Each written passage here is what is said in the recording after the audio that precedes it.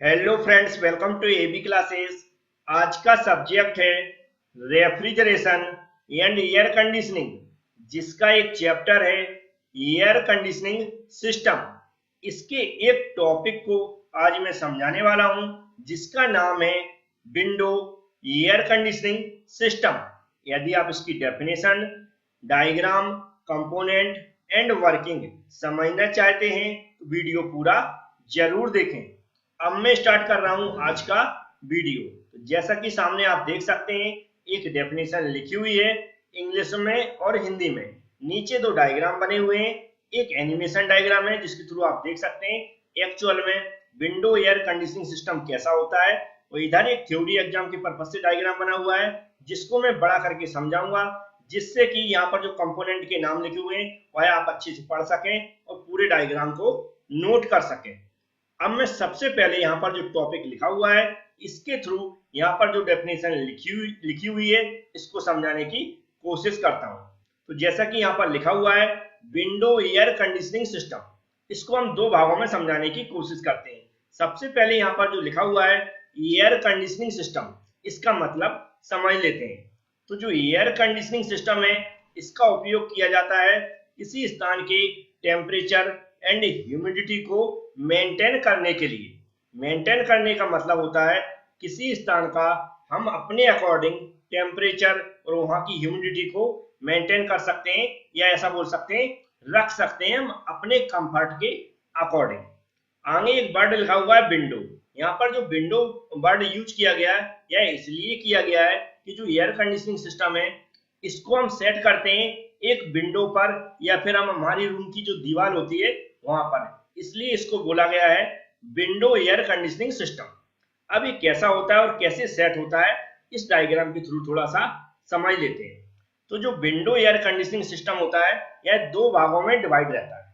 इसका एक भाग रूम के अंदर रहता है और एक भाग रूम के बाहर रहता है, जो कि यहाँ पर देख रहे हैं। एक भाग जो अंदर की साइड है, उसी का एक हिस्सा रहता है, उसको हम कहाँ निकाल के रखते हैं, रूम के बाहर। इस तरह हम इसको विंडो पे सेट कर देते हैं। इसका एक भाग रूम के अंदर रहे और एक भाग रूम के बाहर।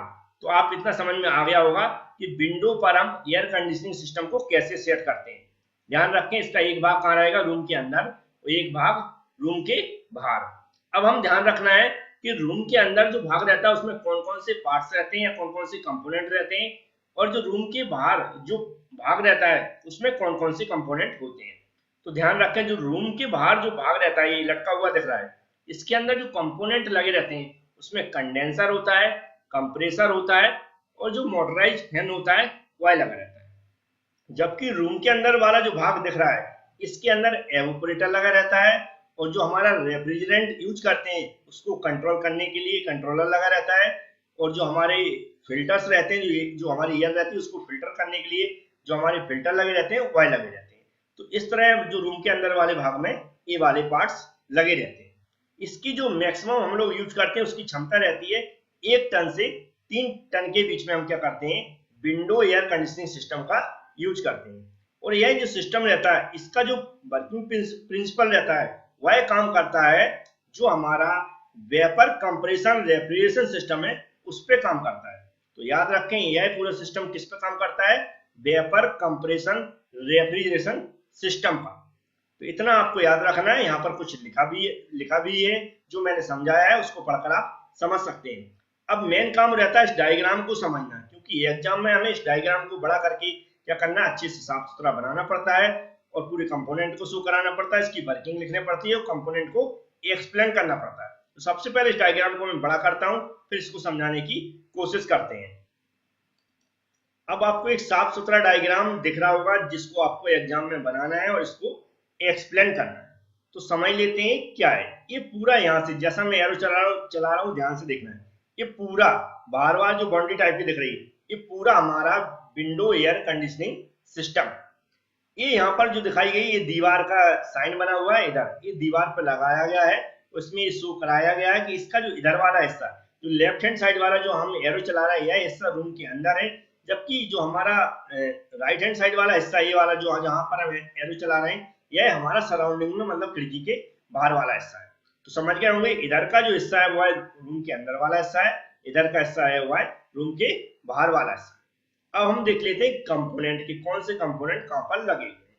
तो एक आपको यहाँ पर दिख रहा होगा कंप्रेसर लगा हुआ है, जो कि कहां पर लगा हुआ है, रूम के बाहर लगा हुआ है। ठीक है, एक यहाँ पर कंडेंसर लगा हुआ है, यह भी कहा रूम के बाहर लगा हुआ है।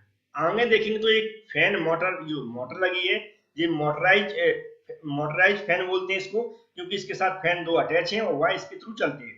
यह भी रूम के बाहर लगी हुई है।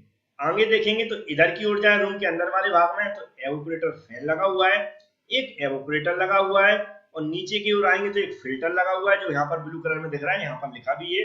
तो इस तरह कुछ पार्ट्स रूम के अंदर लगे हुए हैं। इतना आपको समझ में आ गया होगा। अब जैसा मैंने बताया, इसकी वर्किंग प्रिंसिपल किस पे काम करता है, वेपर कंप्रेशन रेफ्रिजरेशन सिस्टम, क्योंकि इसमें हम करते हैं कंप्रेसर का यूज।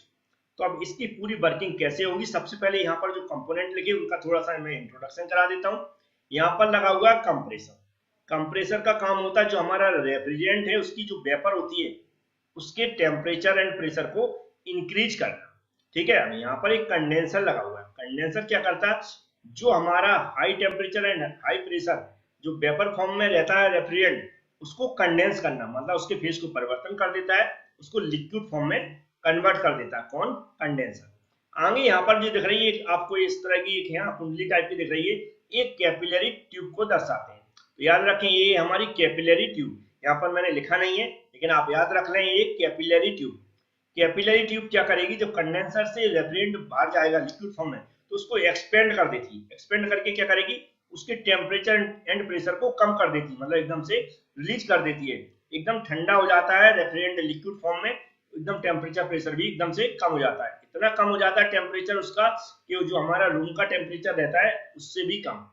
ठीक है, तो आगे यहाँ पर देखेंगे तो एवेपोरेटर लगा हुआ है। एवेपोरेटर क्या करता है, जो मेन पार्ट्स रहता है जिसके थ्रू हम रूम को ठंडा करेंगे। अब कैसे ठंडा करेंगे ये वर्किंग में समझेंगे।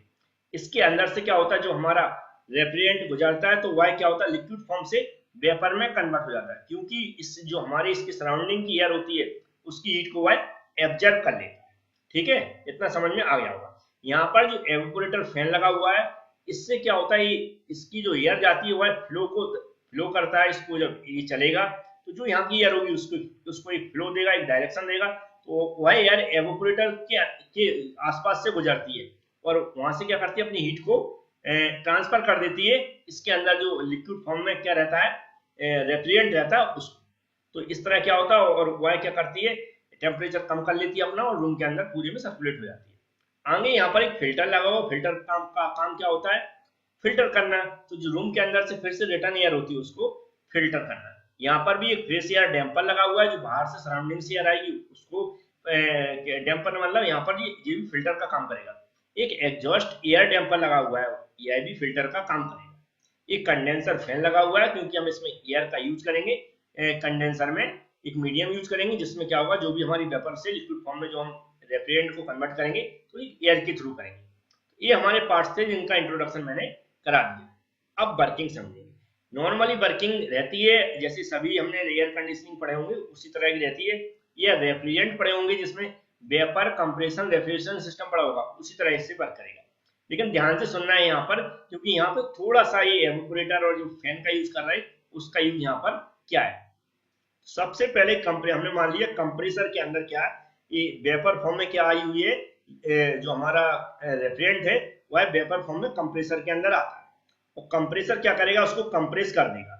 जो वेपर फॉर्म में रेफ्रिजरेंट है उसको कंप्रेस कर देगा, उसके टेम्परेचर एंड प्रेशर को इंक्रीज कर देगा। उसके बाद इस यहाँ पर एक जो यहाँ पर नली लगी हुई है उसके थ्रू क्या होगा, ट्यूब के थ्रू वह high pressure and high temperature vapour form में रेफ्रिजरेंट आगे बढ़ेगा, और आगे बढ़ के कहाँ जाएगा, इस कंडेंसर के अंदर जाता है। कहाँ, कंडेंसर के अंदर जाएगा। तो इस तरह जो ब्लू कलर जहां से स्टार्ट होता है वो कंडेंसर के अंदर पूरा सर्कुलेट होगा रेफ्रिजरेंट। ठीक है, किस फॉर्म में आया, यहाँ से वेपर फॉर्म में एंट्री करेगा, लेकिन जब इसके अंदर सर्कुलेट होगा कंडेंसर के अंदर पूरे में तो वह किस में कन्वर्ट हो जाएगा, लिक्विड फॉर्म में। लिक्विड फॉर्म में कन्वर्ट हो जाता है, क्योंकि यहाँ पर क्या होता है, जो हम कंडेंसर यूज करते हैं किसको, फेज परिवर्तन के लिए करते हैं। फेज परिवर्तन का मतलब होता है यहाँ पर जो वेपर फॉर्म में हमारा रेफ्रिजरेंट था उसको किसमें, लिक्विड फॉर्म में कन्वर्ट कर देगा। मीडियम यूज हम यहाँ पर क्या करेंगे, एयर का। ये जो हमारा फैन मोटर लगा हुआ है उसके तरह हमने कहा कंडेंसर का एक फैन लगा हुआ है, एक फैन चलेगा, जो हमारी बाहर की फ्रेश एयर आती है उसका उपयोग करके इस पे क्या करेगा, सर्कुलेट करेगा। जब इस पे जो हमारा एयर इसके अंदर से गुजरेगी और इसकी हीट को कुछ ना कुछ एब्जर्व करेगी और इसकी लिक्विड को क्या उसमें जो हमारा किसमें वेपर फॉर्म में रेफ्रिजरेंट था उसको लिक्विड में कन्वर्ट कर देगी और वह एयर कहाँ हो जाती, बाहर हमारी सराउंडिंग में छोड़ दी जाती है। आगे देखेंगे फिर इसके बाद क्या होगा, कंडेंसर के बाद जब लिक्विड फॉर्म में कन्वर्ट हो जाती है हमारी रेफ्रिजरेंट, उसके बाद क्या होता है, लेकिन उसका टेम्परेचर प्रेशर अभी हाई रहता है। उसके बाद यहाँ पर जो कैपिलरी ट्यूब लगी है उसके अंदर से गुजरेगा हमारा रेफ्रिजरेंट, इस फॉर्म में रहता है लिक्विड फॉर्म में।